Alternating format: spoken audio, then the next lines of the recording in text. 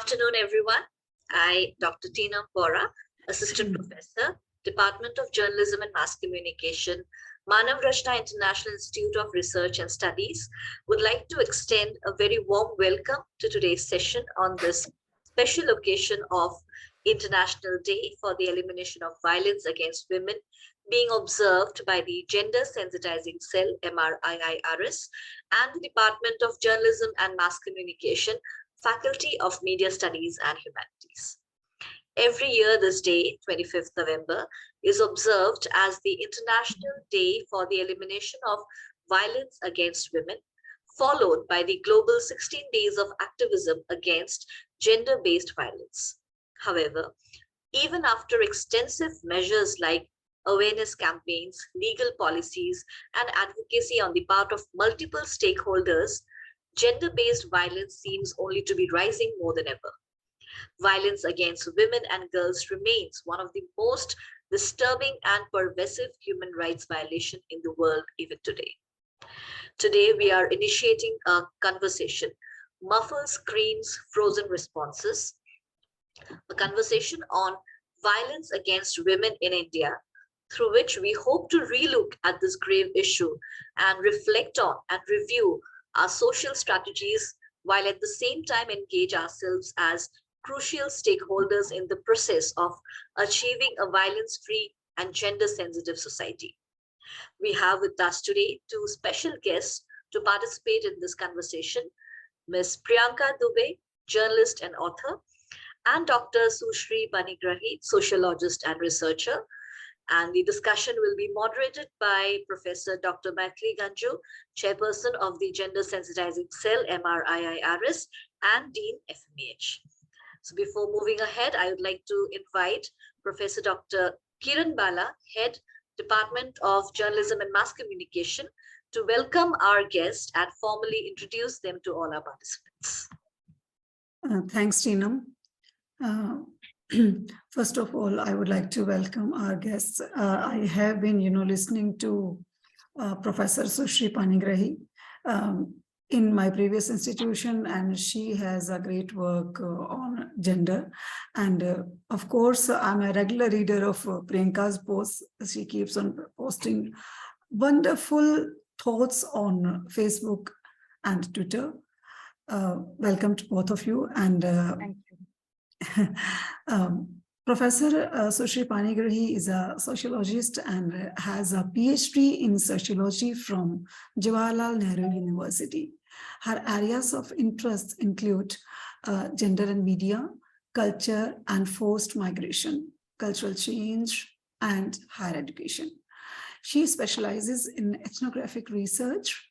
Over the past 16 years, she has worked with NGOs, research institutes, and think tanks. In Action Aid International, she has worked as program coordinator. She worked with sex workers, transgenders, and children living with HIV/AIDS across Southeast Asia. She has worked on the issues of livelihood, dignity, and effective programming for PLHIV. And she then moved to work with BBC Media Action, where she worked on a radio program on gender equality as research lead and project coordinator. In 2011, she joined Rajiv Gandhi Institute of Contemporary Studies as fellow. For 9 years, she led the social cluster focusing on policy and legislative issues pertaining to women, children, minorities, and other marginalized groups. Apart from this, she has also worked on issues related to education, manual screening, and disability. As a fellow and senior fellow, she has written and published several academic papers, policy papers, issue briefs.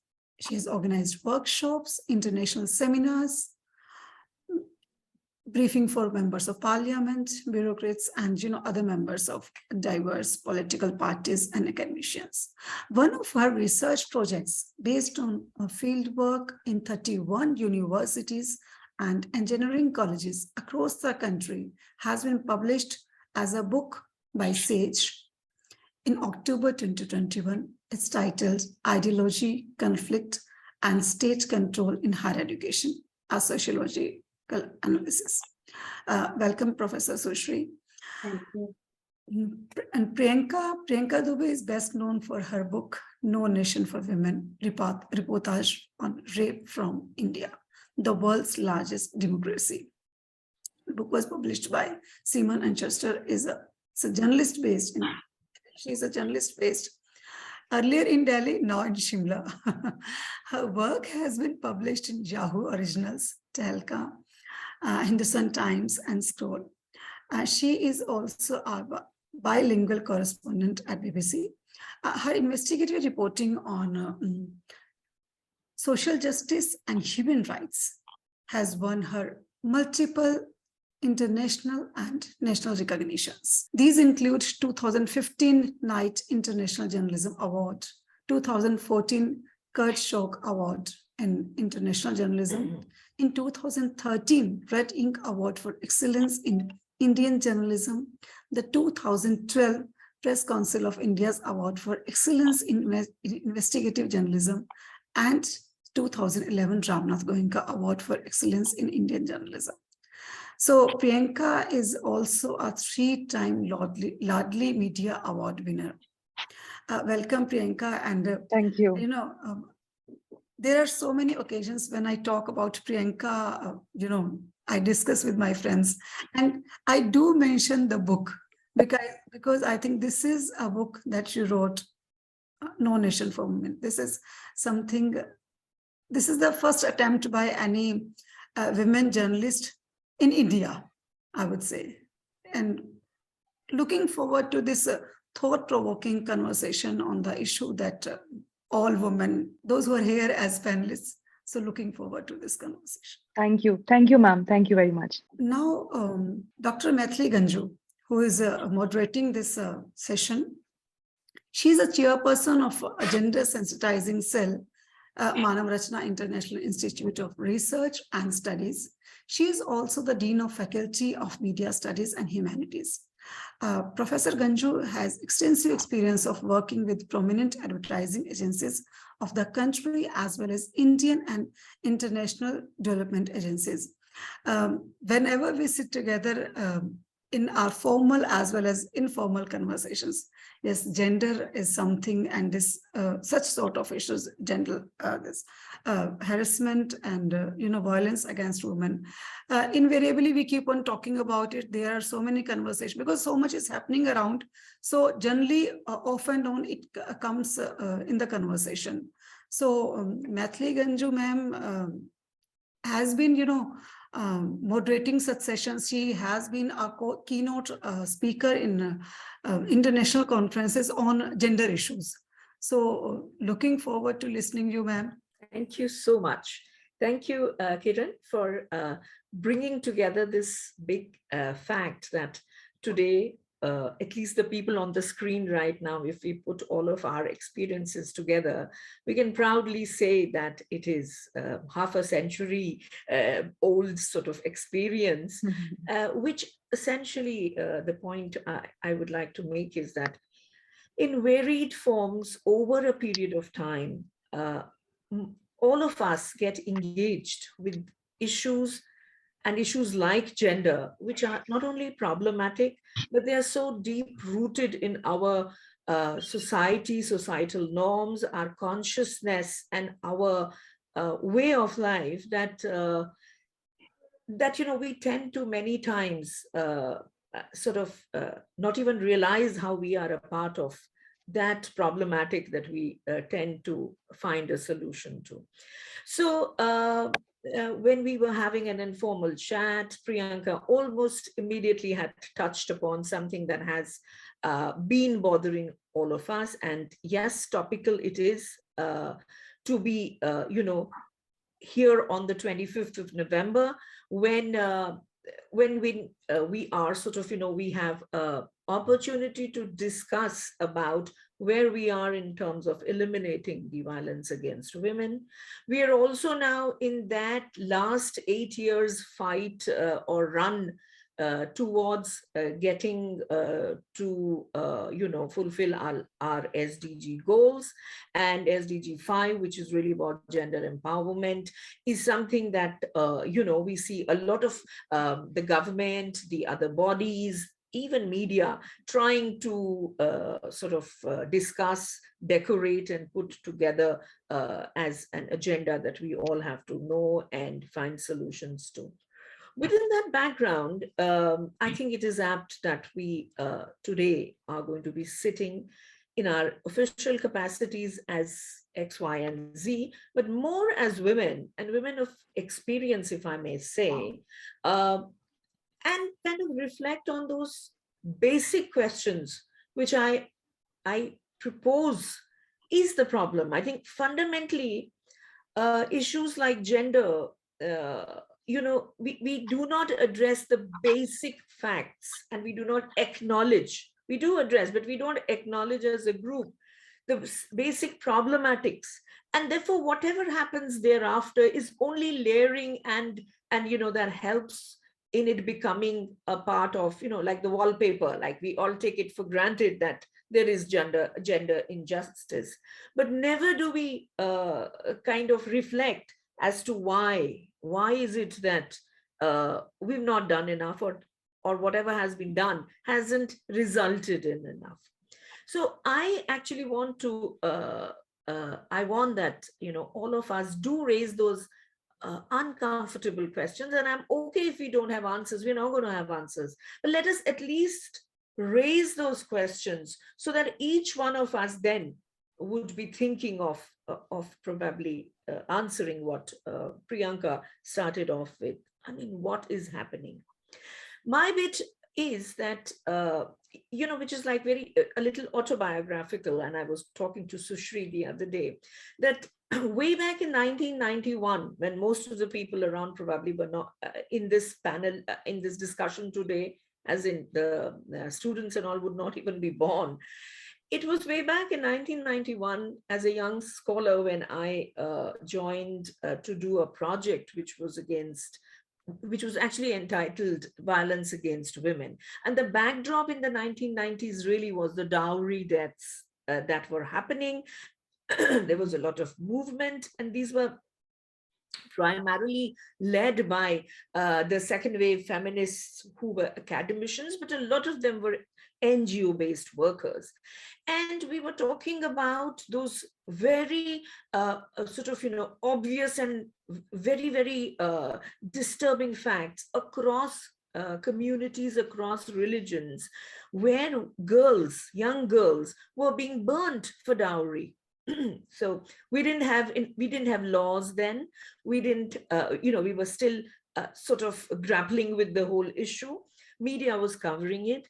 A few years before that, in 87 or 89, we had been dealing with Deorala incident where Sati had come back again. There was a Sati burning issue happening, and I'm talking 87, 88, and I was a young university student then.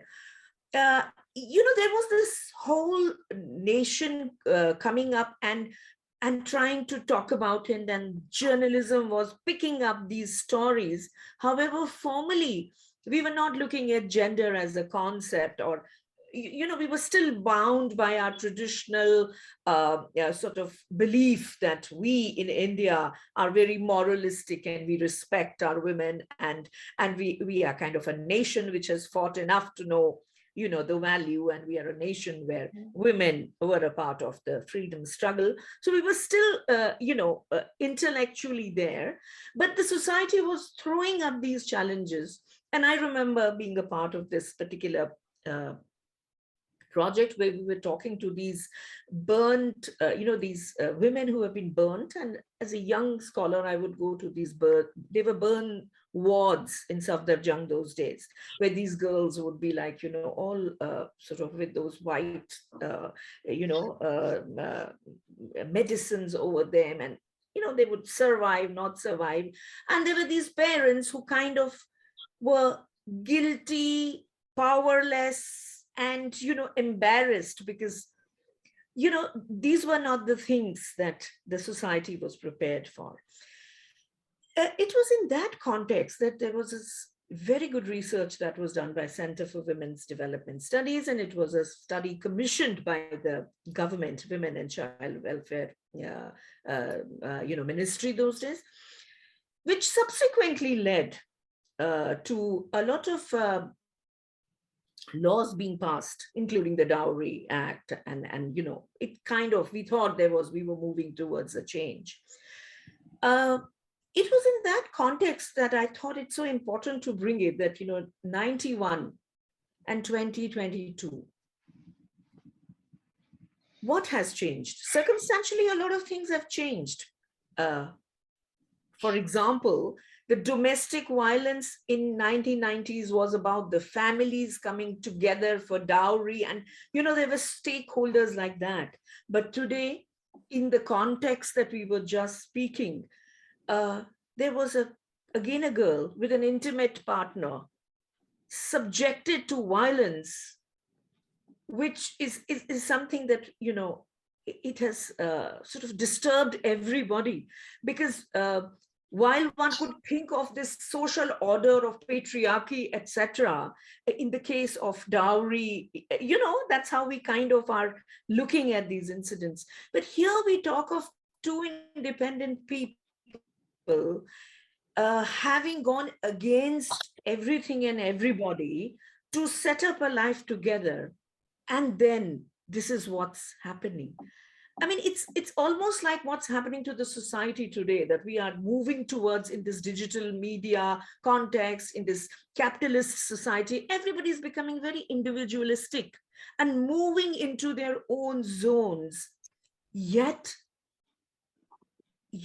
where are we when it comes to that whole respect of being with somebody, this basic instinct of being with another person and respecting that person for one's own sake? Where are we on those parameters? We are there where we were when it all started in my life, and I'm sure we all have our own stories. To me, Priyanka and Sushri, this has actually been a very disturbing kind of realization that when I started as a young person thinking that women's studies is now coming, we're going to formally have academia working, we have activists there, we are going to be a generation that is completely aware and is going to be emancipated. And therefore, I always thought that the generation that came after me is going to be reaping the benefit, and the generation after that would not probably be even thinking of inequality. But I don't think it's like that.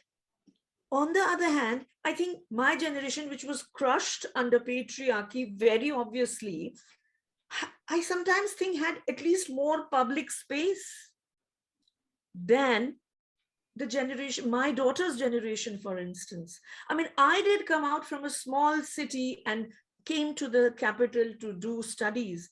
My child would always travel in a car, even to the bus stop, because we could not trust the roads of Noida. To today, where we see things deteriorating and the social sort of value system and the change which we are unable to control, only sort of adding that centrifugal energy to this whole dynamics. To set this tone and now to get you people in, my whole aim is that can we kind of locate, identify this violence as something which has become a socially accepted paradigm, and this whole numbness that we have around trying to find a way out. Is this really going to be this frozen response where we sit and we kind of just discuss? And who's listening really? Is somebody?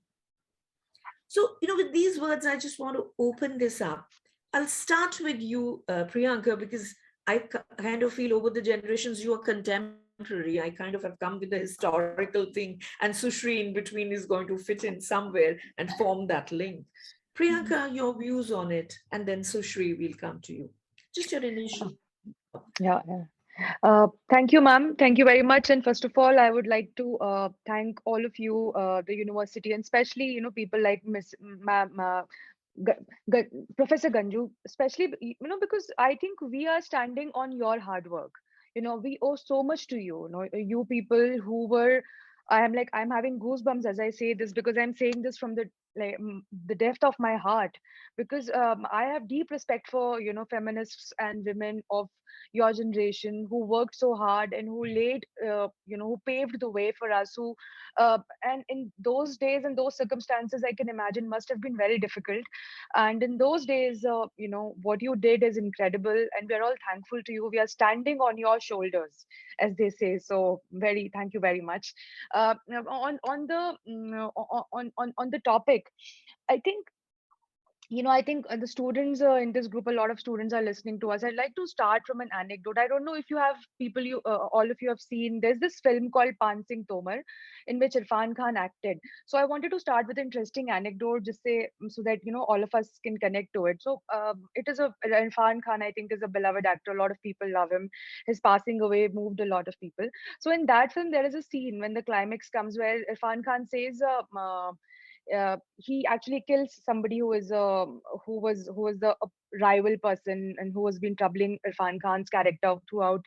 And he obviously Irfan Khan plays a athlete of Olympian, a athlete of national order, who was dragged into this whole in those crime circles in the Bundelkhand region, in not Bundelkhand, actually, in the there's this Murena Bhind region, which we call Chambal. I am from Madhya Pradesh. I was born and raised in Bhopal, so it's a part of my state, the Chambal region. So he became a dacoit eventually from, and in the climax scene, he says, Irfan Khan says one thing which has stayed with me for like 10-11 years, that line which he says कि हमने ऐसी क्या गलती करी थी कि तुमने हमसे हमारा खेल का मैदान छीन लिया. And I connected, हमने ऐसा he shoots the person and he says, like, he's like in conversation, he's deeply full of sorrow, full of pain, and he asked that person कि मैं खिलाड़ी था, I was an athlete, और हमने ऐसी क्या गलती करी थी कि तुमने हमसे हमारा खेल का मैदान छीन लिया. So over the years, I have come back to this line often, and I often feel, as a woman, as a girl, I growing up in India, and from my very initial days, I've struggled so much and fought so many fights. My domestic battles of choosing the career that I wanted to choose, of becoming a journalist, it like created all hell broke loose in my house when I said that I want to be a journalist, because nobody, it was not considered a respectable profession for girls, a profession which involves like moving in places like courts, police stations, hospital, meeting strange men, traveling at odd hours. It was considered unsuitable, and my family was hell, like, there was a lot of opposition. But also, like, when you enter the work field and when you see what's happening in the country, you feel that your own sorrows are dwarf, and you like connect, you empathize a lot with others. But I over the years, I've come back to this line, and and I thought to myself often that I am a simple girl. I like looking at the sky, looking at the stars, I like looking at the mountains. I would like to fall in love. I like flowers, I like poetry. But what am I doing in my life? All the time I'm alert, I'm conscious, I'm fighting patriarchy at one level or another. My normalcy has been snatched. The normalcy of my life has been snatched by patriarchy, has been snatched by everything that is happening around me. And so it's similarly like हमसे हमारा खेल का मैदान छीन लिया गया, हमसे हमारी जिंदगी की स्वाभाविकता, हमारी सहजता, हमारा हमारा जो हर दिन जीना था कि हम सड़क पर उतर सकें, हम आराम से घूम सकें, हम जी सकें, वो सारी स्वाभाविकता छीन ली गई हमसे, जिस तरह से इरफान से उसका खेल का मैदान छीन लिया गया था. So that line stayed with me, and it's so powerful and poignant. And I've written this book, it like all my life, my 20s went into my 20s, whole of my 20s went into reporting gender justice and social justice in India. And I like traveled all across country, and I collected scars, internal scars, like wounds, when I reported one story from one story to another. And I'm very sad to report, ma'am, that I too covered burn wards in Bundelkhand, and that it's still going on. I won the Ramnath Goenka Award for that story, which was a cover story for Telka Hindi then. And people, the young men were like raping women and burning them alive in Bundelkhand, in districts of Damoh and Chhatarpur, because they were denying their advances, and they dared to like go to the police, and they were like, how dare you, I'll show you your place. So that it's still happening. And after 10 years of reporting, after doing this book, which took my life like from me, like it was such a dark space to inhabit for so many years. When I was working on No Nation for Women, I was like mentally twisted. It affected my personal life, and so much has happened. This book came, everybody read, etc. People felt agitated. I got so many mails, but still, like sometimes I feel that we are like, you know, back to square one, because when a Shraddha case happens, and we know that she's been like butchered into 30-35 pieces, and in the week that follows, every second day I get one news from somewhere in the country where one woman has been butchered by either husband or father, or like father with mother, or just to put the girl in place. And then I was sleeping last night and I got this news that Jama Masjid has denied the entry of women in, because women like attract, this place is not for dating. As if women date themselves. I mean, if is dating, if a girl is dating somebody, there has to be a boy or a other party. So you're not doing anything to the other party, but like curbing the woman. तुम मत आओ अंदर ना, तुम सारा रायता फैला रही हो, मतलब so this kind of thing, because a single woman who is standing on her own is a threat for all these religious institutions, threat for society. So some people are dealing with her by just butchering her into pieces. Some are denying her access to public places. So I feel exhausted, tired, and very like, and I remember Irfan when he's saying, Hamze, like, I want to live, you know, till when am I supposed to keep fighting this nonsense? It just infuriates me. It makes my blood boil. It makes me very angry. Why things are not changing? In fact, we are seeing a kind of revivalism. There is this whole thing of there's this thing, no, which you feel that there is a kind of new surge in anger against women, or like, you people are asking for too much space, you people are like making too much noise. There was a case, I'll close by one last remark. There was a case in my book in which a girl says she was a rape survivor. There was a politician who raped her. It's a case which is on the record. It went to court and there was conviction. The politician is behind bars for life, etc. Everything happened, but this small girl from a village, like her life is totally shattered. She tells me कि दीदी, लोग मुझसे हमेशा कहते हैं कि तुमने बहुत जोर से आवाज उठाई, बहुत जोर से, तुम बहुत ज्यादा हल्ला करती हो, why are you making fuss? तो वो उसने मुझसे कहा, she said, after what happened to me, आप मुझे ये बताओ कि मैं धीरे से आवाज कैसे उठाऊं.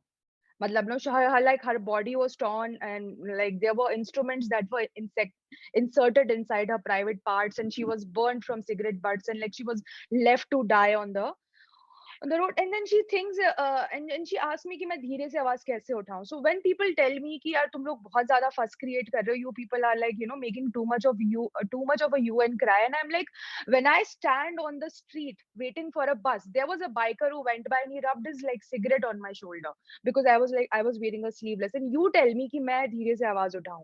My whole existence is at stake. You know, I can't live normally. I can't wear what I want.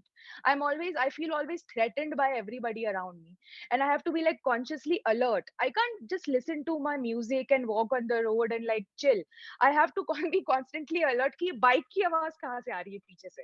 So I'm like, I have this phobia for the sound of bikes. तो मैं किनारे में कहती हूँ, भाई पहले तुम निकल जाओ, और मैं अलग से खड़ी हो जाती हूँ. So it's very comical क्योंकि ये इतना dark है कि इस पे आपको हंसी आएगी. It's dark comedy. Sorry, I've taken too much time. I'll just Not at I'll all. close now. Priyanka, you set the tone that I started with, and the one thing we realize is it's the same, if not sort of kind of more helpless, because as I told you, my generation had a lot of hope, which personally I think makes it more sort of tragic. So Sushri, step in and tell us how you look at this phenomena of violence, and where do you situate it? Actually, yesterday, when we were discussing, and you said we need to understand violence itself as a concept.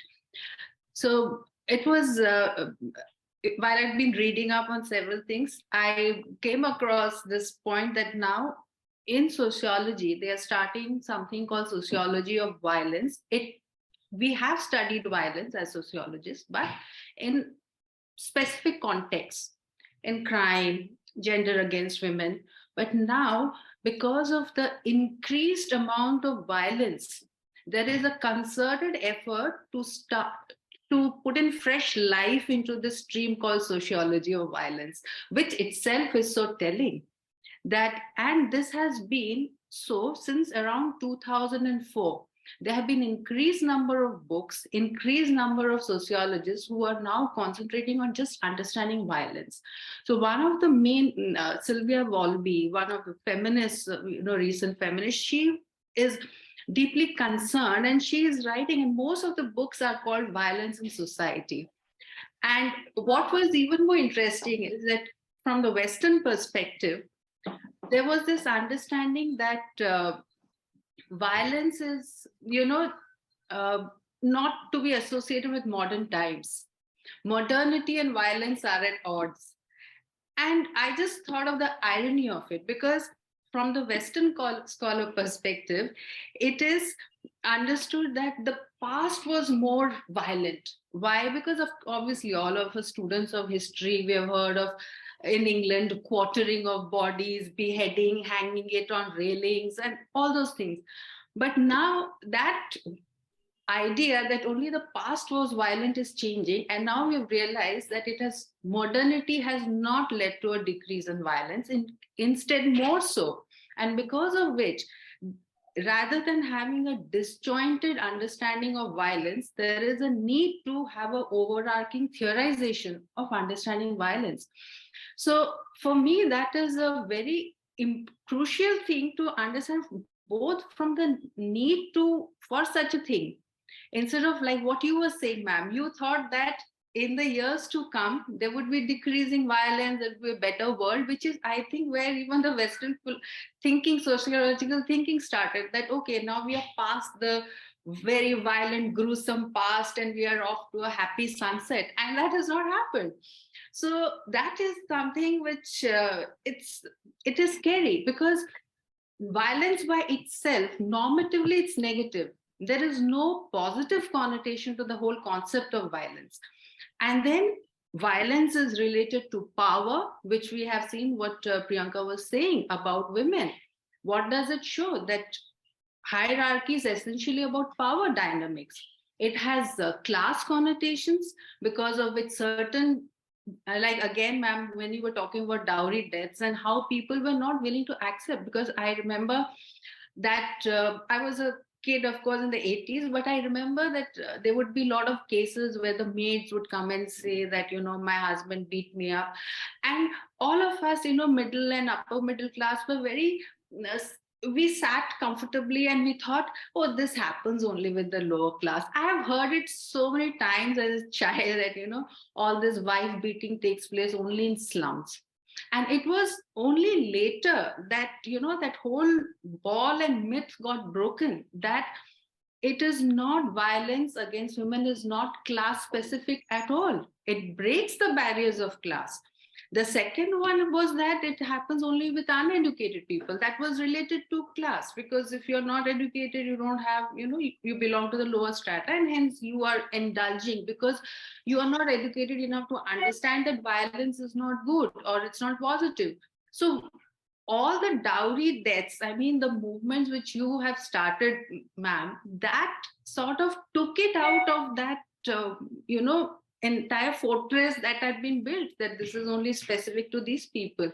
So I think somewhere people were horrified to find that education, class had no impact on violence at all. So it is not related. So violence in that sense is neurological, it is related to criminology, it is related to sociology, it is related to politics. It finds its way into everything. So state, and there is violence against women by the state also. It also enacts laws, but it also creates that space for violence. So if we know that famous Manipur Indian Army rape, that one, where they were naked and they did that. So there are so many instances of, so largely we are focusing here, I think, we have state-sponsored violence and we have violence which is interpersonal relationship, which is what we are talking about here. So I think I would just end my part here by saying that it is necessary now that what you have said, that so many years have passed, we have had laws, we like the Domestic Violence Act 2005, but one of the best things about that is that it includes live-in relationships. So where we have made small steps. It's not only about being married. If you are in a relationship which is like a marriage, physical brutality, but also emotional and verbal violence, I think this is something that really needs to be spoken about more, because violence is not only if you can show a bruise. Violence is also deep, because we are always looking, where is the proof? I don't see anything. Thanks, Sushri. Although we lost you a little bit, I think the bandwidth issues were there. But I'll quickly sum up the first part of what we set out to do, which was to define and locate violence in our lives today, because it is pervasive, we all know, but why and how do we look at it is what we were trying to find here. So first thing that we understood is, yes, pervasive and growing in new forms and in new ways, which is not only marginalizing even those who may not be classically the marginalized ones, which is like women from middle class family, upper middle class families, even men to that extent. So yes, it is becoming over pervasive. We stick to the theoretical paradigm that it has to do with power. It is about the fact that whoever is in power thinks violence is like the tool to go and so the whole concept of leadership. And just to kind of end it by saying that somewhere we always go back to the values of the patriarchy. It is because these value systems are what suits the men, and men have been doing it over a year. And when I say men, I'm talking in ideological terms, not in person. I'm talking about the male thinking, the male psychology, where power, brutality kind of go hand in hand. Now, let's quickly shift to the second part, which actually is common to all of us, which is to look at the media, the way media has been representing, dealing, and almost perpetuating this thought to the extent that it's not only normalized, but it is something which is aspirational also to our young people. I mean, quickly taking the anecdote, there was that film, Shahid Khan's film, which created such a controversy because there were groups that were saying, oh, what the heck, this is not love. But I've seen largely young people especially really thinking that that is love, which is like so brutal, which is so toxic, and referred to that, this whole notion of toxicity, which media creates. And behind media, we also have the advertising world and the glamour world and the capitalism in place. So just to touch upon these keywords, let's see where is media in this whole context? We are media teachers here, we are media producers here. I mean, how much are we responsible for it, Priyanka? That's a very good question, ma'am. And I think gender sensitization has to come via trickle down effect. So there has to be a policy in place which should be formulated and put in place by the editors and by the governing bodies so that it trickles down.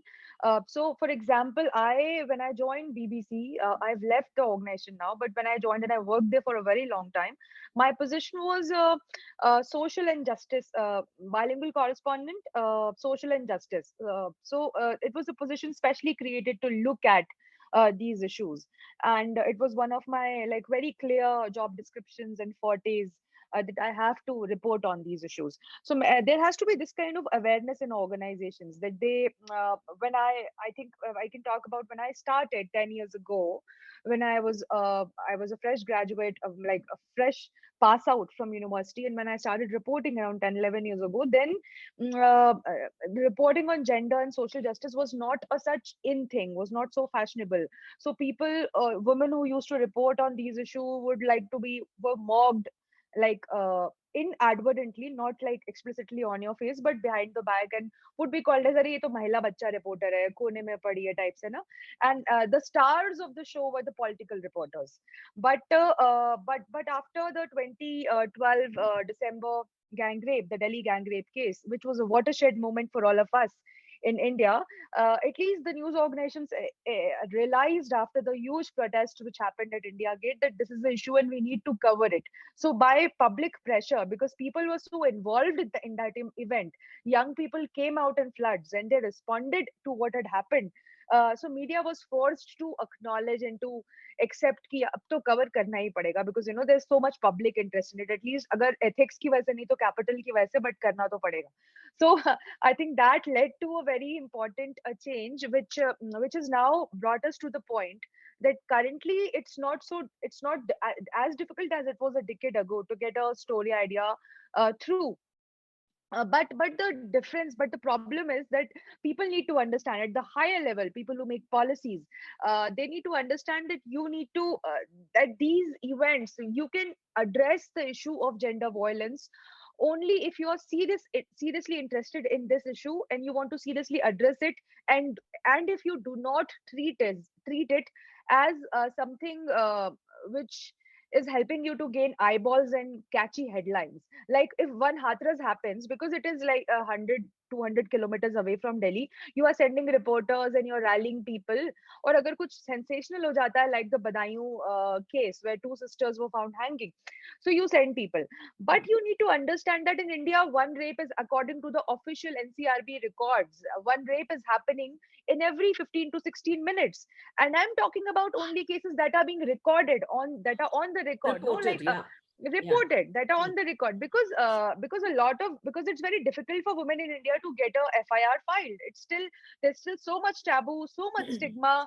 So there is a strong assumption, and research have shown that a large amount of cases go unreported. So if the reported amount is like in 16 minutes, 16 minute ke andar, in 15 to 16 minutes, between 15 to 16 minutes, one case is being reported somewhere in the country, then you can imagine the level of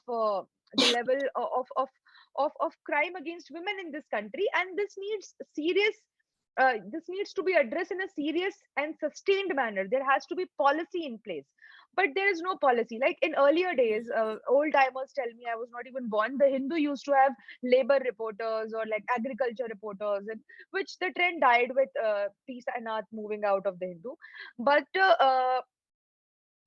I think similarly we need to address this issue, and editors need to understand that you should not push reporters ki 200 word mein kuch bhi kar do, bite le aao, mic ghusa do, or no, just like people, how I am a witness how electronic media is so brutal to people on the ground. So another point of concern is that media needs to, people in media need, they themselves need sensitization.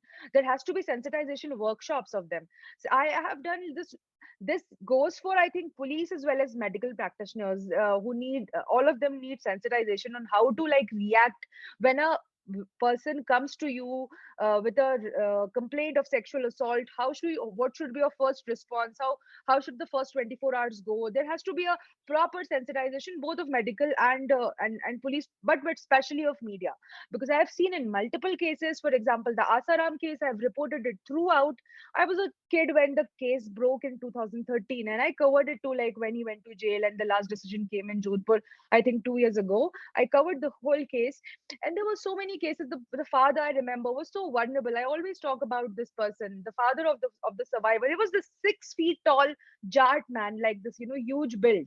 And I remember him coming in front of the media with like folded hands and crying bitterly. Pura muh laal ho gaya tha uska, naak laal thi, which is gaal laal ho gaye the because of crying. And he was, it was such a heartbreaking sight to see this like huge person who looks otherwise very strong and very like capable, crying to bits. And what did media did? What did electronic media did? I do not want to take name of the channels, but I've seen people thrusting the mic into his face. आप live हैं, आप live हैं, आप live हैं. मैं उस चीज को कभी भूल नहीं पाती. I think it was a crime. You were doing a sin, like it is a sin on humanity. How can you be so cruel to somebody? Oh, and after that, when we sat, when like after the whole conversation with the media, after we sat after we all were sitting downstairs, there were a lot of journalists around. So I remember that journalist, that electronic media journalist, clapping his both hands and saying, "Mera to aaj ka kaam ho gaya. Apni to dihadi lag gayi." So you are just, what I'm trying to say, there are a lot of journalism students here in this listening to us today. What I'm trying to say is, do not come to journalism if you think of it as just another job and a way to, like, earn money. बहुत सारे पैसे हैं, आप banker बन जाओ, जाके कुछ और करो.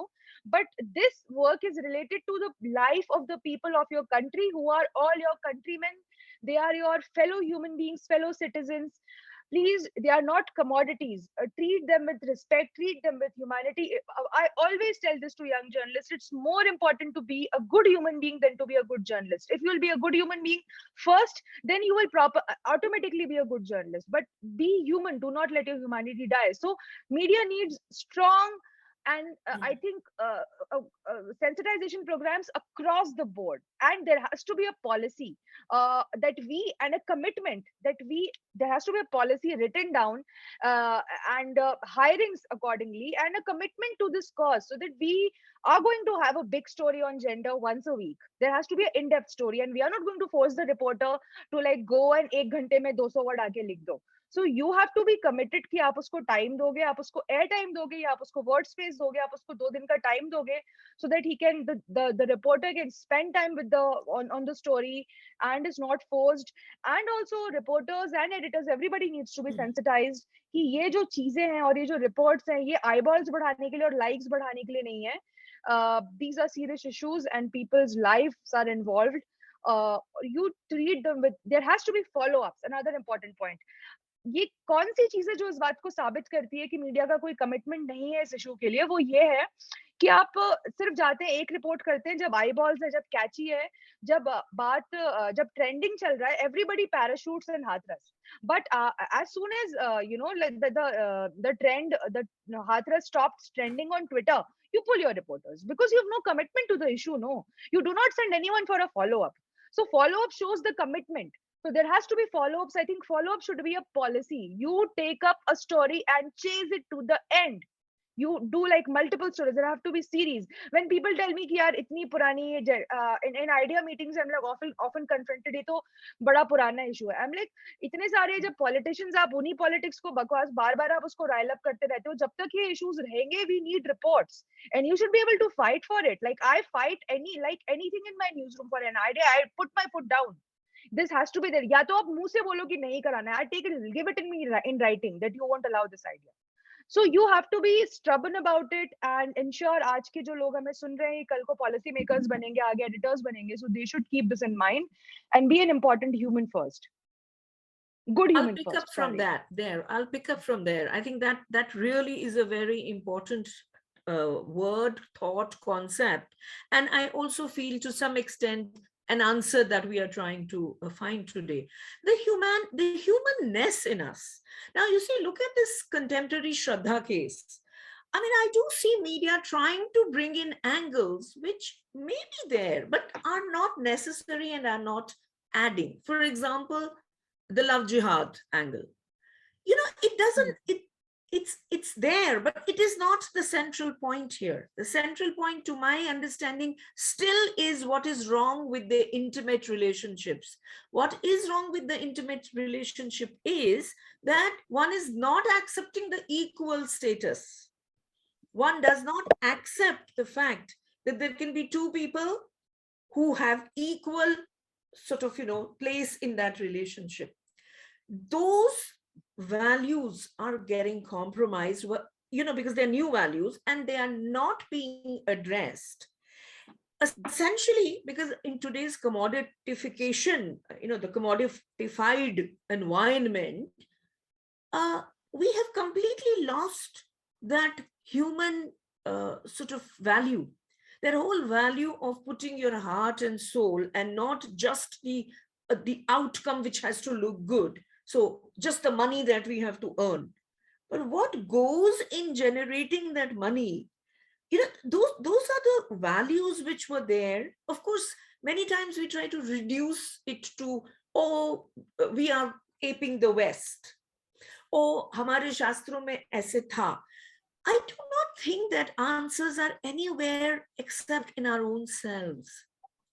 And sociologically, Sutri, I want you to kind of come in and just tell us, how do we look at this whole humanity and, as that most important, the key sociological value, which every culture should have, because this is what we are discussing here today in Indian context, is all over, happening all over, right? Could you just sort of elaborate? Shraddha case is that she has been experiencing different kinds of violence for the past 1 or 2 years. She had put in a case for complaint, and she withdrew it. Then there was this other case which I just came across, where about the student who was in love with his co-student, and she refused to accept his proposal. So she had gone to talk to a professor.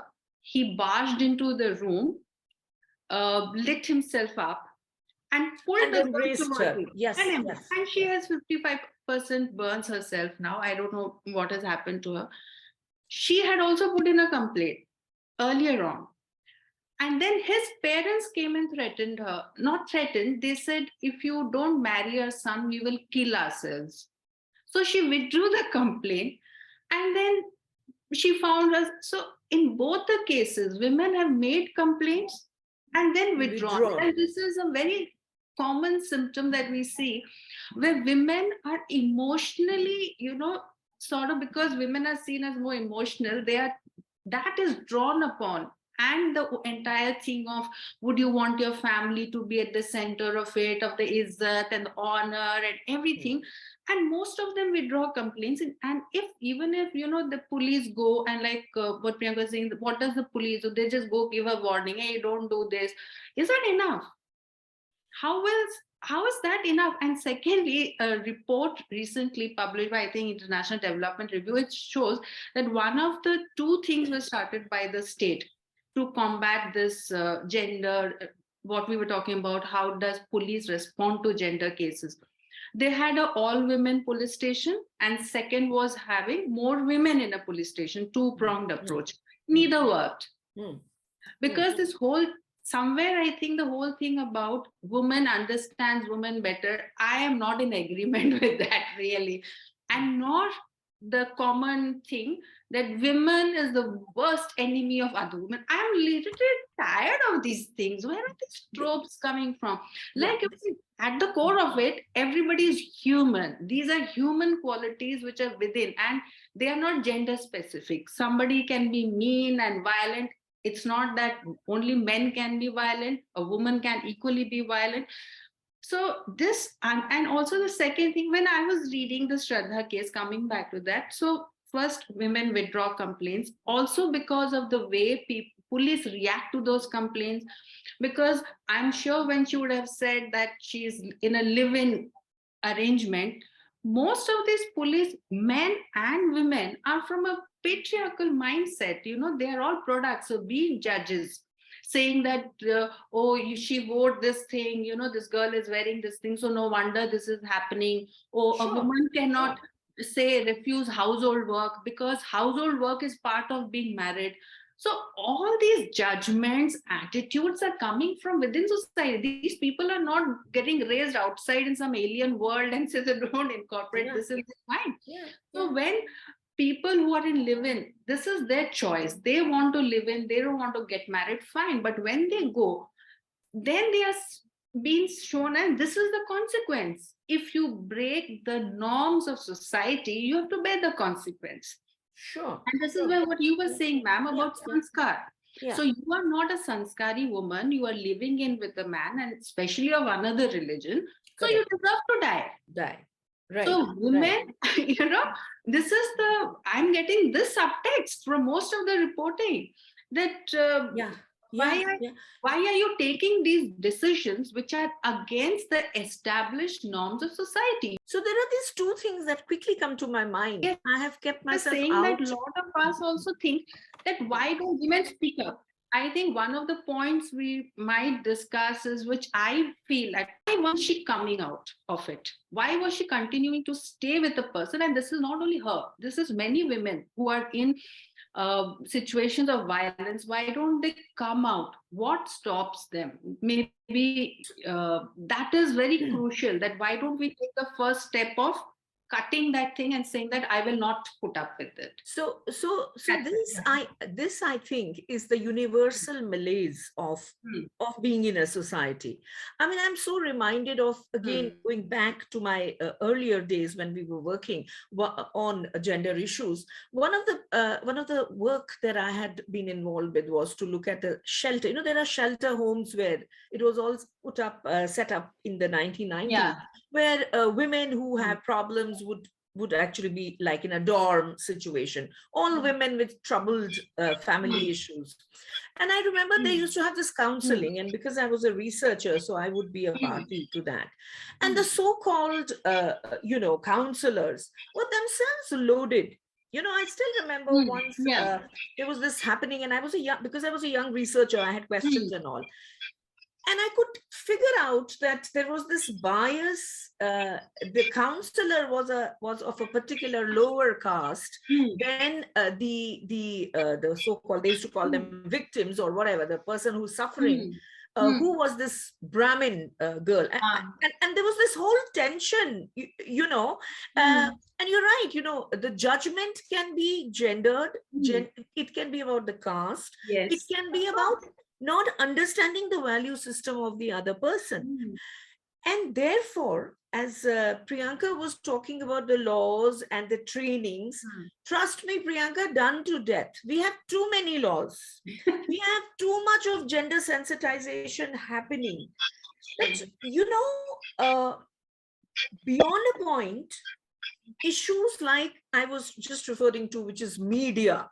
For instance, what do we see in our films? What is happening on social media?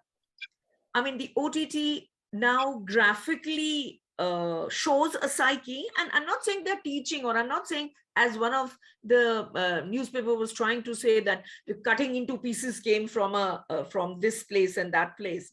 Are you aware that there is this story also going, that this Shraddha's husband has said that he was influenced by OTT? In terms of wanting to cut up the pieces. I'm not going there, because I think all these are very lame and distracting tracks that media puts up.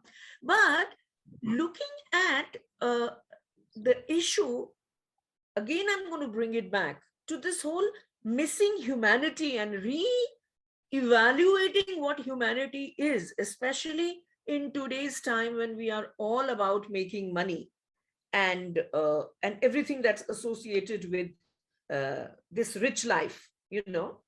How should be one addressing this? Any thoughts on that? I think Sushri ma'am will talk about we'll talk about it in detail. But I have a couple of points, especially because we have young people here listening to us, who are students, and I think it's the right time to talk about this. And it can sound very odd and unrelated, but I would like to stress on the fact. On two points. I think I've moved my camera because there's a lot of sunlight coming here. I hope I'm clear. But the 2 points that I want to make is one is reading exhaustively. So we are in this age where the digital media is making us numb, and we are kind of diseased. We use Reels and Instagram. Though I am like active a lot on Instagram, I live on Instagram, but my Instagram is all filled with books, what I read, what I like. It's full of very positive things. But when I say I live on Instagram, is that I like spend 10-15 minutes a day. So that is my maximum, because I've like kept a tab on it, you can put a tab on your Instagram app of how much time you want to spend. So but I talk about books a lot on my Insta. I talk a lot about what I'm reading. and traveling. So two things that I would like to stress when we talk about of expanding our humanity, of understanding what it means to be human. What I feel is that people of my generation, and especially of generation, I'm in my very early 30s right now, and people in the 20s, I think we have lost it completely. We don't read at all. We don't read anything, not even newspapers completely, or any long form story. It is like, it's not. I have friends, intelligent friends, otherwise who are very capable, who cannot read a piece of text for like 10 minutes. There is a dread which comes up on them. It's like it's boredom, or I don't know what. But very important, if you want like to detoxify yourself from digital media, I'm not a Puritan, and I'm not saying I write a lot on Facebook and on Instagram. So I'm not like taking a Puritan view ki yaar ye sab kharab hai, etc., because that's not going to work. But what is important is that you stress on literature. You, whatever interests you, you read. Or self help book पढ़ के ना मतलब बहुत हो गया self help. Like read something real, read something solid. No, like give yourself give yourself a target ki you will read War and Peace, you will read Sanskriti ke चार अध्याय. I don't know how many students here know about Sanskriti ke चार अध्याय, which is a very important book by the most important Hindi writer of India. So you like make it a point that you read books, read Hindi books, read English books, read War and Peace. एक पन्ना रोज पढ़ो. But just it's not important कि वो आपको पसंद नहीं आ रही तो भी, but just it's a classic. Read Mahabharat, read whatever you have in your hand. Like your reading should be exhaustive. Read good literature, good novels. Like Chetan Bhagat is okay. वो मूंगफली खा ली. I'm not like saying Chetan Bhagat is a bad writer. You might like him, but थोड़ा challenge करो खुद को. Read good writers. If you are into English, if you are into mass communication, your like thing should be wide. Your experience should be wide. Read good research papers. Read, like you should have new yorker, बहुत सारे free भी आप articles पढ़ सकते हो, Paris review, ये सारी चीजें आपको पढ़नी चाहिए. अरुंधति रॉय का जन्मदिन था परसों, उसका उनका पेरिस रिव्यू में इंटरव्यू है. Listen to the interviews of writers on YouTube.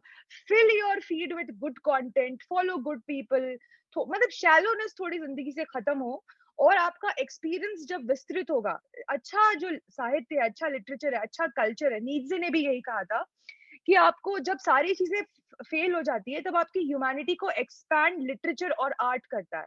But you have to like choose the right kind of books. Obviously you will, आप hit and trial method से you will find your writers, but you have to expose yourself to things that you do not like also. You might, I hated War and Peace. I'm like कि क्या पुराना 200 साल में नहीं. But I'm like, you push yourself, no, give yourself a challenge. I like took it ki I put it on my Twitter bio ki I'm reading currently, writing notes on currently reading and writing notes on War and Peace. तो उससे मैंने क्या किया, I like found an interesting way. I used to like make a Insta post, Insta की story पे या Twitter पे, जो भी मैं पढ़ रही हूँ मुझे कुछ interesting लगता है तो मैं, and like I found so many people on Instagram like read what I write. I was amazed कि लोग इतना react करते हैं. People like take this thing so seriously, and you will earn a lot of respect. और वो सब तो बात की बात है, but you will be able to elevate yourself. One important point is read poetry. मतलब अगर आपको जिंदा बचना है इस दुनिया में, तो कविता के पास वापस जाइए. Read poetry of all kinds, English poetry, Hindi poetry. And आजकल सब कुछ इंटरनेट पर है. अगर कोई बोलता है कि उसके पास पैसे नहीं है, जेड लाइब्रेरी, बहुत सारी चीजें यू कैन एक्सेस. देखो बहुत सारी चीजें जो नहीं खरीद सकते, मगर पहले वो तो पढ़ लो जो अवेलेबल है. तो there are lot of things on internet. YouTube has like, it's a revolution. आप बहुत सारे राइटर्स के इंटरव्यूज, आई एम लाइक, मैं खाना बनाते हुए भी मेरे बैकड्रॉप में पॉडकास्ट चलता रहता है न्यूयॉर्कर के किसी आर्टिकल का. So I don't waste a minute. When I am working out, उस टाइम मैं गाने चलाती हूँ जब मैं वर्कआउट करती हूँ. Otherwise I am like always, if I am doing something, even when I am like bathing, मैं जोर से स्पीकर पे I like play some podcast. आजकल बहुत सारे when you take things like New Yorker और पेरिस रिव्यू, उसमें ऑडियो में भी आर्टिकल्स रीड किए हुए रहते हैं. So play it, but listen to good content. read poetry, all kind of poetry. There are a lot of poetry available. Instagram की poetry मत पढ़ो, मतलब वो 200 साल पुरानी कोई सस्ती सी शायरी और रिपीट करके उन्होंने डाल दी. There are good poets, no? नहीं तो आप एकदम ही मतलब कुछ तो भी मैंने तुम्हें ये किया, तुमने वो किया, सनम को बहुत महान कृति मानते रहोगे. मतलब कि read good literature also. There are good books. Read Mary Oliver, she's a great poet. Read Mukti Bodh. Read all kind of poets. ये नहीं, I'm not saying do not be ideologically stubborn. Especially read people you don't like. know what they Yes. are all about. Yes. Come with an open mind, and Yes. that will Because, make you human. the one thing which I think is going to make you human is if you accept dissent. If you Absolutely. learn to listen to those that you don't agree with, I think it just Absolutely. sort of brings in that patience, tolerance, and then that kind of human value which we are seeking here. We don't know where it is gone. It comes with this tolerance. I add one more thing to what you said, Priyanka, which is about introspection. I think, in fact, my whole ladai with digital world is it takes away all your time, doesn't give you the me time. It doesn't Yeah, give yeah, you time to think, to reflect. And I think that is also a fundamental problem why we are going away from humanity. Sushri, would you like to add something quickly? Because then I want to hand it over to Tina for questions. I see a lot of questions. I want the students now to ask their questions. Sushri, over to you. Yeah, I just wanted to just bring in another slightly different note here, that while we do know about the kinds of interpersonal violence that takes place and it is deeply troubling, one thing is also that I would just like to put it out there is there are some issues which are overarching and there are some which are regional. So, in many cases, when we work in research institutes and think tanks, we tend to have the cradle to grave kind of approach to the problems faced. So when you do that, that is when you sort of realize that the violence against women starts from the fetus itself. And that is really so troubling. So the female infanticide, till there are two widows and older women, there are all kinds of problems till they reach their grave.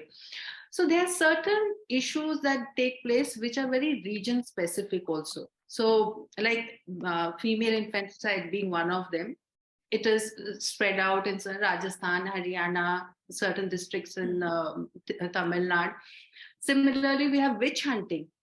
So imagine today, now in Jharkhand had to enact a witch hunting act, Dian Act it is called. So imagine the state, I'm just putting it there that where we are. So what is the reason for witch hunting to take place? It is much like Sati ma'am, what you were saying. It is to deny women property rights. So at the heart, at the sound of it may look like, okay, some women were pulled out and what is happening. It is a mixture of power, of plus economic reasons, where you do not want women to take in their right over property once their husband is dead. So witch hunting in Jharkhand, in Odisha, Chhattisgarh is a big problem. And there are many districts who face this problem. But what happens is, again, like going back to what Priyanka was saying about reporting, how much of it gets reported? How many of us do we really understand this? It will be some small paragraph in page 7, 8, that one woman was stripped naked and paraded, and it's done. So there are a lot of region specific, context specific violence also that takes place. So it is, I just add in here that what you were saying, that how do we understand? So many of us, we know women who are experiencing some problem, some kind of violence or some kind of not so happy relationship. So in every case, what happens is we try to say, oh, I don't know how she is doing it, I won't have done it, I won't have. So there is a certain thing that we think that why isn't the other person acting like how I would have acted? I would have been strong, I would have done this. So a friend of mine who works with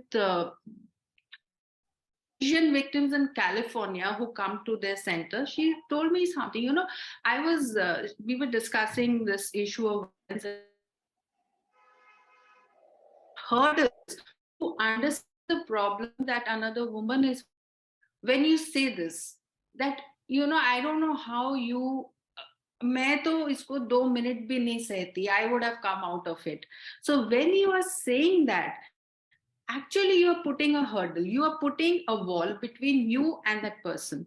Never say those things. If somebody is coming and discussing with you their problems, what they are going through, if you don't have anything constructive to say, be silent. Just be like a sponge, just listen, because sometimes people are not coming to you for solution. They don't want to hear, oh, do this, go there, go there. They're not interested in that, because sometimes a woman cannot take that step outside, which you think is very easy, because most of the time we do not encourage women to be financially independent, take financial decisions. Most of them do not know about investments, savings, nothing. And plus, what is the family support you're getting for any action you're taking? If the family says that, you cannot take this action, because then we will be pushed into the limelight, society will ask us that why you have done this. So everywhere there are barriers. So as a person, in case somebody is coming and talking to you about their problems, this was a big learning for me, because I used to do it. I'm saying, I was there, like, oh, So would I, yeah. God, I was rich in wait, oh God, I would have.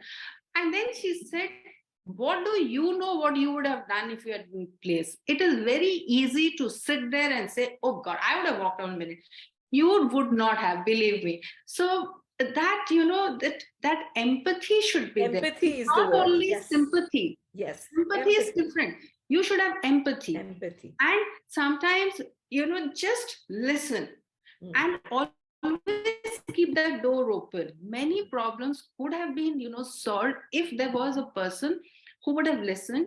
And at times, I wish there was somebody who would have given a person like Shraddha that pull to come out of that relationship and save, because many lives can be saved if you tell somebody, don't just come out. They just need that one push, that come out, we are there. Sushri, in fact, this is an angle that I have actually thought was the most important when we were looking at the Shraddha case. The fact that she didn't have a family to go back. In fact, somebody on the LinkedIn had this beautiful post, which I really want to talk, because I want everybody to hear. Of course, these are kids, but, adults as parents, as supporters. It said that, the fact that her family was not there, the fact that she had eloped and gone against their, wishes, and the fact that the family cut off. And then, of course, unfortunately, her mother died. And usually mothers kind of bring girls back home. That probably is one solid thing one could look at, that this breaking down of communication between parents and children, between friends and friends, between people and society. Again, I want to therefore look at the digital world. I mean, this is what I have against the digital world, that it sucks you away from the real human touch, and therefore you have lost the capacity to deal with human beings. If not today, it will eventually. We seem to be moving in that level. So coming back to Shraddha, the very fact that there was nobody. Please tell. No, I'm just saying, adding to what you were saying, that even if you look at WhatsApp conversations sometimes, like, in our apartment complex, we have a WhatsApp group.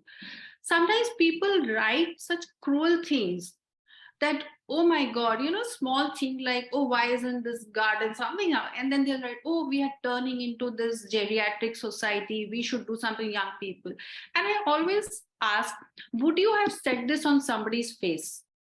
You are hiding behind the anonymity at a relative level. People know who you are, but there's anonymous, So you are saying a lot of things which would be like hurtful. That could you tell this uncle or auntie like that, oh, you're so old, that's why get out of the society? Would you speak like that? You would not. But somewhere people have forgotten that message is going out from an individual. You have to maintain that respect and dignity when you're talking. So similarly, like when somebody, I think, who's Virat Kohli's newborn daughter got a rape threat or something. Atrocious. Trolling and bullying of women, or even there is some actress, I don't remember her name, but apparently she's there because she wears very revealing clothes. And a lot of people, the kind of things they write and they say, because they feel that one, why is this woman crossing the limit? And second, there is no repercussion to that.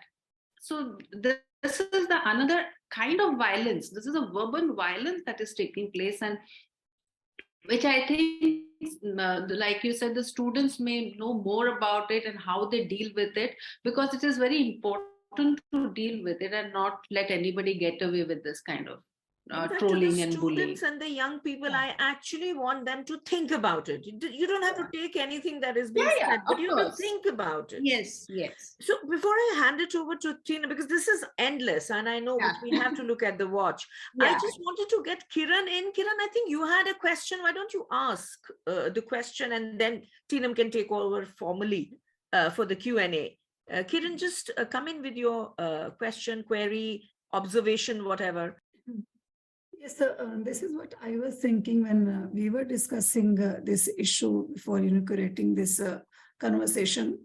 So media has been covering this physical violence against women. We have been observing, as you know, when I was I was a kid, I remember so many cases of dowry deaths, those burnt bodies. I have seen literally, I was very young, I think 6, 7 years old in my neighborhood. So, but then there is so much unreported emotional violence that we don't talk about. You know, that violence starts in the mind. The person who is committing and the victim. So hardly someone talks about this emotional violence against women. So that's invariably, I think, since childhood it starts. So I think this is one issue which needs so much of deliberation when we are talking about this violence against women. Sure, absolutely, absolutely. And I think this mental thing actually is something that we need to seriously consider, because it has everything to do with the upbringing, socialization, how we are brought up to sort of accept certain things, and how as a person one might not be inclined to take it. This is where we also deal with issues like, what is it to have a mature sort of reaction? What is it to be sensitive? You know, these are really important terms and associations that these feelings have with certain roles and certain gender. A relook, I mean, I think this is something we should pick up again and have a discussion around, but I totally agree with you. One aspect of mental harassment, which I think most of us do without realizing, is gaslighting. Right? So which is something that Priyanka was actually referring to, in a way where, you know, you kind of give those opinions, or you egg somebody to actually take a drastic step, whether it is violence towards somebody, or you know this whole thing of I will kill you because I love you. A lot of this is gaslit by the media. You know, this wo meri bandi hai, you know, that's the film I completely dislike, and you know, everybody loves, and I dislike the fact that people like it, you know. But I also understand why people like it, because that notion of romance is so romantic, especially to a certain age group, you know, because our hormones kind of make us, you at 20 and you at 50 are very different human beings. But at 20, the damage it does to certain people is something that makes your 50s horrible, right? So those sensitivities, you know, are important, and that's why young people need to hear what we are talking about here. That, you know, while you're treading in the best years of your life, are you picking up the best values which are going to see you through and see everybody through? I hope that was clear to all. Over to you, Tinam, because, you know, when experienced people meet, they can go on and on and on. But, you know, before anything else, I want to kind of thank all of you. This has been really beautiful, well curated. And of course, I've made really beautiful 2 new friends, and this discussion is going to go on and on. Thank you so much, ma'am. Thank you. Over to you, Tinam. I am going to kind of wrap this up because of the time. Is that, I think that's okay with everyone. So regarding the questions, I think Kiran ma'am's question has been addressed already. And we I'm wondering if Priyanka or Sushri need to say something about It's fine by me. it. Thank you. okay. So yes. So this is something that I myself wanted to ask. So that men are such important stakeholders in this whole debate. No? They have such an important role to play. But in most of my conversations with men, whether it is with my students or with my friends, more often the conversation gets directed towards other, it takes a different angle. They keep talking about fake feminism, and I mean that gets highlighted more.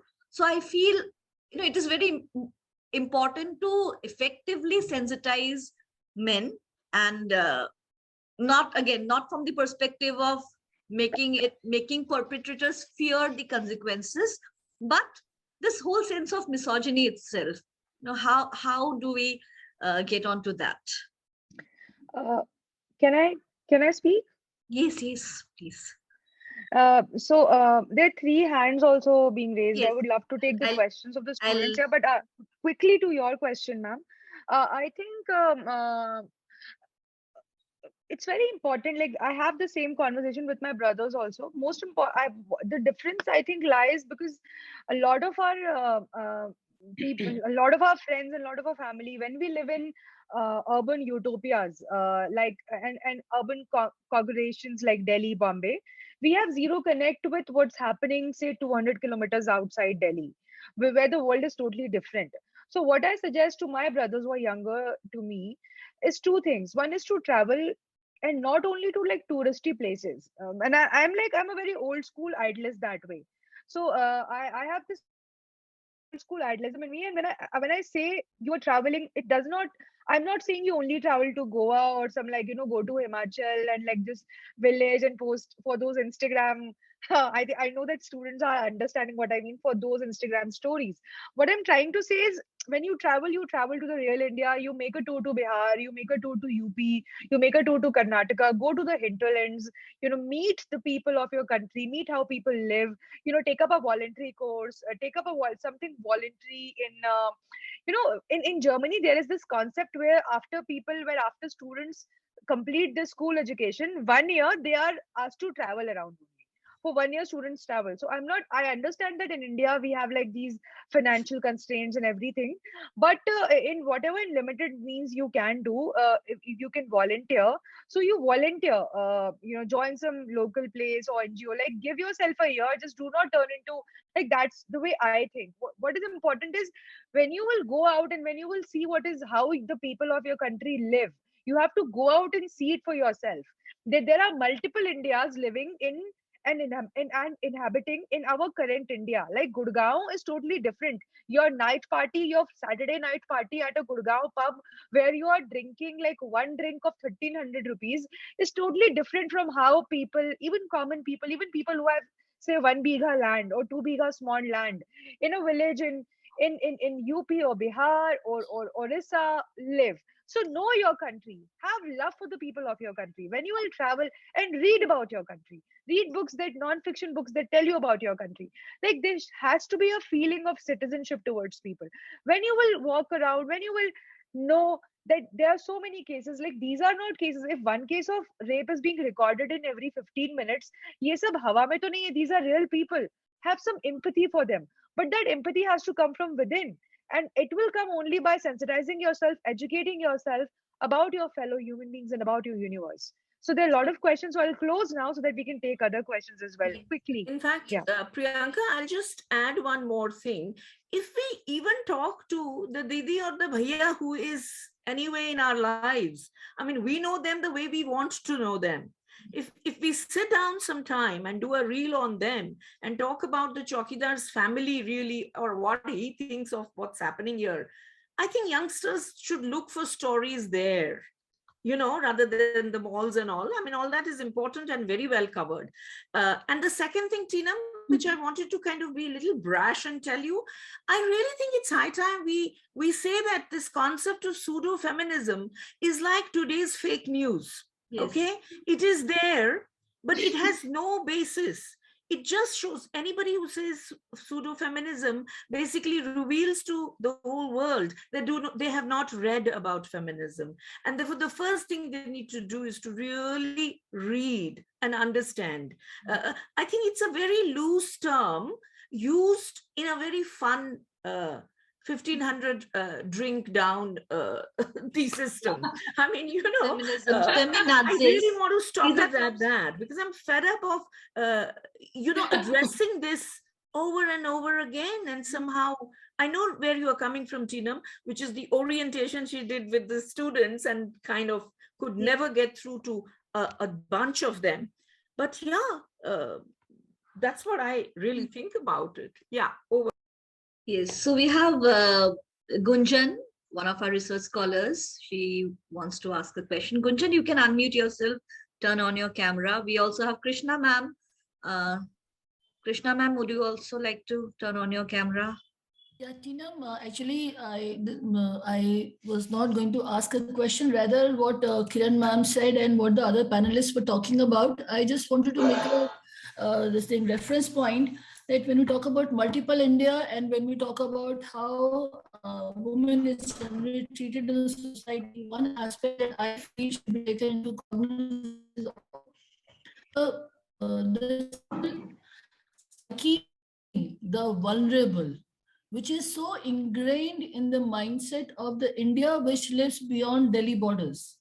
See how when a girl comes into this world, and when she's there, the family, when she is reared, the first thing that happens with her is कि ये सबका ख्याल भी रखेगी, घर के बच्चों को भी संभालेगी, घर के सारे काम भी करेगी, and then the way she is treated, the way she's spoken about. So the whole thing that comes up is what you can also relate it to some to patriarchal concept, but this great psyche that we have in not just the men population of this country, but also the women population, who treat a girl child when she comes into the world that she's supposed to take care of everything. And then the whole idea of bullying the weaker section, the vulnerable section, treating them as their property, and using all kind of authorities, somewhere I find gives rise to these kind of mindset that we can get away with anything, doing whatever on a woman. So I believe this is one aspect which we always try to overlook, and we need to take into this consideration how these things can be changed, or some kind of communication can be done, or awareness program can be done, where in the family itself, when the child comes and a girl child is born, how she should be respected, she should be treated, and what kind of environment should be provided. Because education is everywhere. We are all educated. We are all, the society has a lot of learning also. They know what is right and wrong. Still, how much we practice what is right and wrong is altogether very different. Secondly, the people living beyond the borders of Delhi, that is urban India, in tier 3, tier 4 cities, have a totally different mindset vis-a-vis boys and girls, and how the treatment differs, discrimination happens. So everything materializes down to those areas where the things are not changing, and the treatment remains as it was centuries back, even today. So those things are, those dingy corners, dingy thinking lead to such kind of violent crimes, all this thinking which perpetrates into that violent crime. Yeah. What so, you know, Krishna, I wanted to add one thing that I had read or heard. Oprah Winfrey said this once. I think she's the one, or she quoted somebody saying that, do not bring up your girls as perfect. Bring them up as strong women. You know, make them fearless rather than making them perfect, which is so apt. That is exactly what we try to do. Perfect girl. No need, you know. And a good girl. And a good girl, if I may add. Is a good girl. Yeah, girl. Absolutely. And the second thing which you said, Krishna, and before that, Priyanka and everybody was saying, and I was so provoked to make this statement that, you know, it's not only feticide. I think we should go even before that. It is the love for a boy child. Yeah. So you see, again, this is a very, very controversial sort of topic, because it's not that I'm saying don't like boys, but I'm saying, you know, that wanting a boy, which is something that every one of us grows up hearing, listening, tolerating. अरे तुम्हारा छोटा भाई है, अरे तुम्हारा बड़ा भाई है. You know, in the context which is about submission, submit, give in, give in. Whereas when you tell a boy, "Ye tumhari badi behan hai, choti behan hai," it's all about take care, take care. I mean, control, right? So those kind of changes have to start now. I'm not even waiting for people to think about it. This is very well thought out. It has to action now. That's very essential. So these 2 points from me. Tina. Yes. We also have Nibha ma'am. Nibha ma'am, you can also unmute yourself and turn on your camera. Yeah, good afternoon, everyone. Actually, I wanted to add one point here that we need to look into the content of movies and media so much. Entertainment programs are there. Like one of the song I remembered, "Tum mujhko chahogi to kisi aur ko chahogi to mushkil hogi" type wala song. I don't remember the exact words. So that is like threatening. कि मुझे चाहिए, otherwise जो दूसरे को चाहिएगा तो accept नहीं किया जाएगा. सो इस तरह के number of songs are there and indirectly that songs are inculcating like आप ये सुनते हुए बड़े होते हैं तो वो थ्रेटन करने लगते हैं कई बार बड़े होके. एंड श्रद्धा के केस में भी और इस तरह के जितने केसेज हुए मेरे माइंड में मीन्स आई वाज थिंकिंग कि these songs are, these programs are indirectly inculcating things in the mind of young people and boys and even in girl and woman. So that content we look into actually. Yes.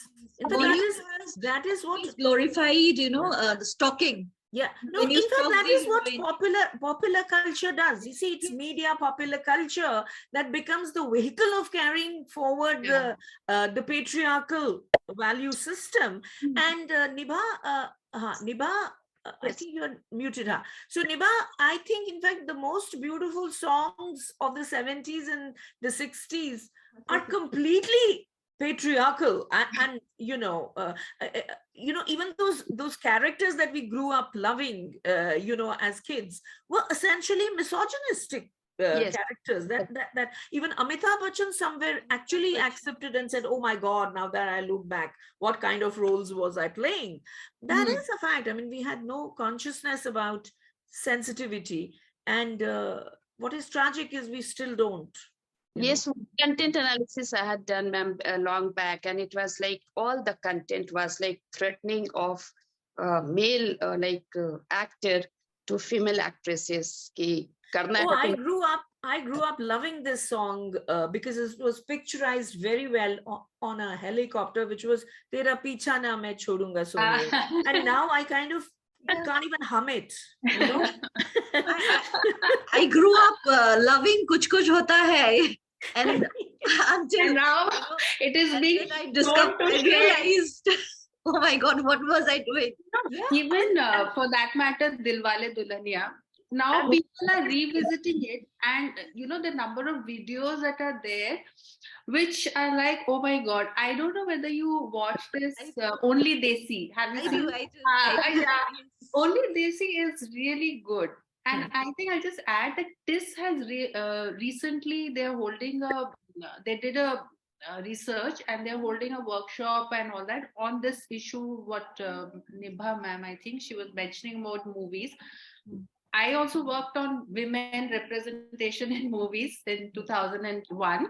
So now TIS is working on this and they are taking it up. And just recently I saw that they're going to have a talk. Maybe you can ask them in case you're interested. You can follow up with them and see what they're doing. But Sushri, you know, we have done so much of media bashing, films, advertising, something that I kind of feel very emotionally engaged with.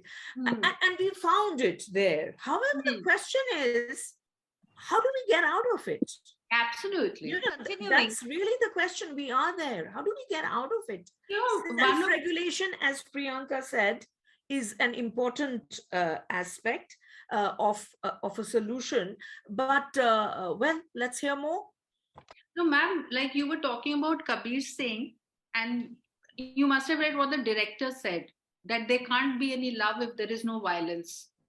So I was So if you have a director who's espousing that view, how can you expect a movie to say anything otherwise? Yeah, I mean, and that is where it brings us back to the basic question, which I thought we should be addressing today. What is violence? Like, and are we agreeing with Hobbes, who said man is whatever, white, brutal, something, the political philosopher many years ago said, and that was when the Renaissance people were trying to say that no, so with modern science, with modern civilization, we'll get it all right. But somehow today, the point you're making vis-a-vis that director seems to be sort of something that people really believe in, that violence is important. And there were a lot of discussions on that movie, and there was a lot of polarization. Yes. So I did a lot of reading of the comments, and a lot of my own school friends, they were sort of saying that what is the problem, and they're like me, mid-40s, and they're like, what is the problem with this movie? And there was this whole thing of, why are you taking the movie so seriously? Yes. So that was a big point of contention, where let us not spread it out. Let us take it to advertisements and all that. Why do you take it? Does it really impact you? Yes, it does. Simple question. Yeah. Do advertisement impact you? How can things, how can it change your thinking in like 30-second ad is changing your thinking, a 3-hour movie is changing? So a lot of my friends said, if movies were really changing mindsets, a lot of mindsets would have changed by now, because we have had a lot of alternate cinema, parallel cinema. Nothing has happened. Why hasn't attitude towards education changed after Three Idiots? Have parents become less ambitious about their children, given more freedom? Has Three Idiots led to that thing? So why should Kabir Singh lead to more violence? That is the argument. So if one has not led to a positive change, why are you thinking Kabir Singh or a Ranjana will have that kind of impact on society? Just watch it and come out. People have forgotten about it. But however, that doesn't happen. More to negative. The problem is people pick up negative emotions and actions more easily than good emotions and actions. Yes. That is the problem. And also there is something called the subliminal messaging, which is something. See, the thing is, we do not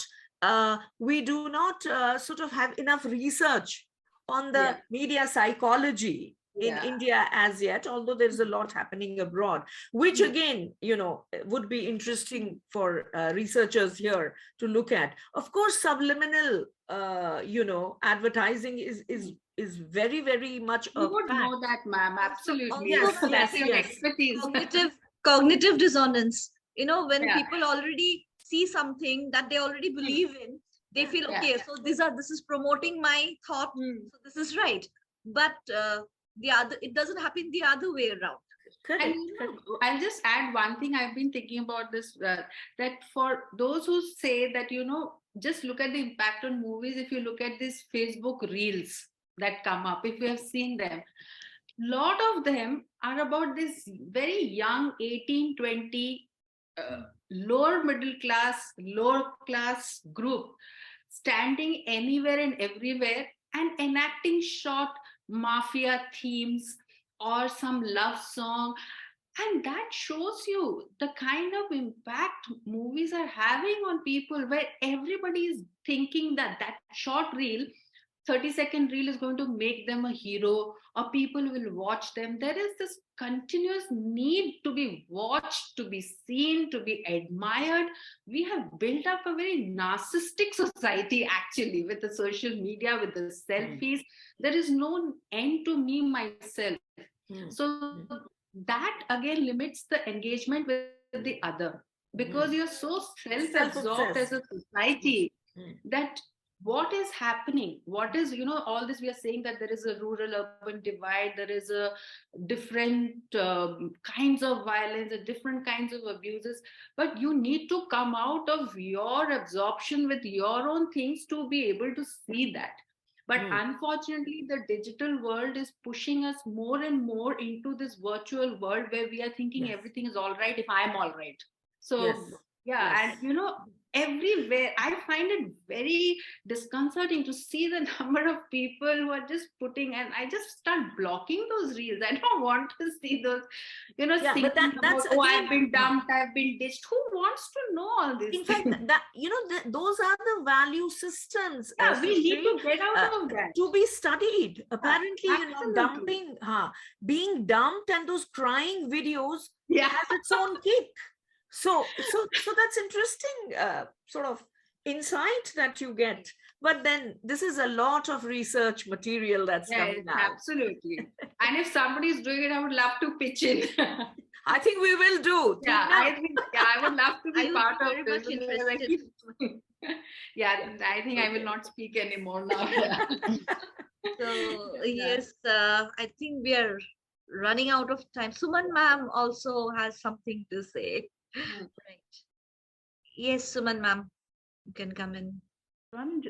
I just want to add one more thing, ma'am. Just like you all said that film, song, even the movies, everything ads, they are promoting even the literature that is available these days, the fiction novels, all these books. They are focusing on the kind of this dominant and broody kind of male image that they're and people are liking those things.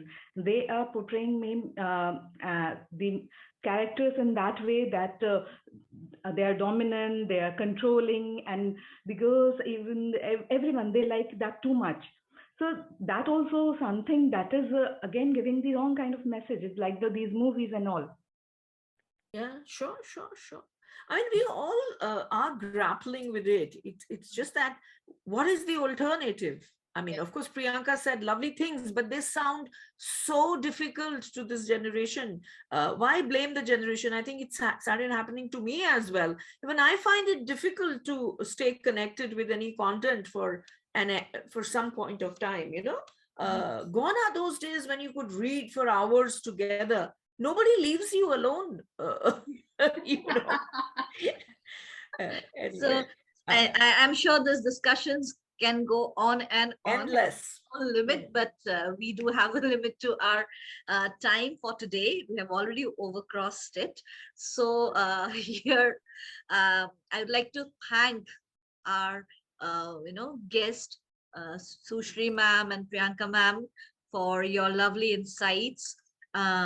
Dean ma'am, for moderating the session so well, and it's been really interesting to listen to all your the points that have been made, and I'm sure when we put it together, and we'll be able to use these to work on further research, and hopefully it can lead to some change. So thank you, Tina.